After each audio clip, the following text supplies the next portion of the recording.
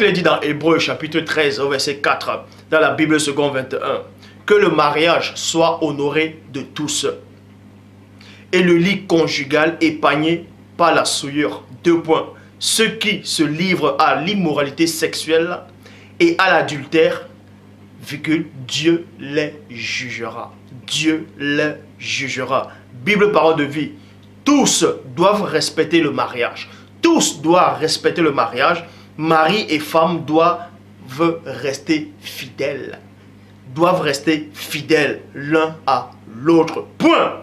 Dieu jugera ceux qui ont une vie immorale et ceux qui commettent l'adultère. C'est pour ça qu'il est dit dans Hébreux chapitre 10 au verset 31, Bible seconde 21. Oui, c'est une chose terrible que de tomber entre les mains du Dieu vivant. Donc ceux qui commettent l'infidélité, ceux qui sont infidèles par les pensées, par les mentales de tous les jours, c'est une abomination devant Dieu. Et c'est à Dieu que vous allez rendre compte. Parce que Dieu est fidèle.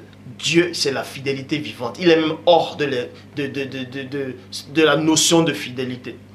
Donc la toute première créature qui a été infidèle, c'est l'ancien jardin chérubin Ouan. Et il est devenu une abomination. Donc celui qui commet l'infidélité devient lui-même une abomination.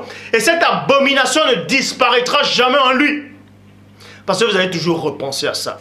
Même si toi qui es marié, ta femme commet l'infidélité ou bien le mari commet l'infidélité. Certes, tu vas dire, ah, je suis en Christ, je t'ai pardonné.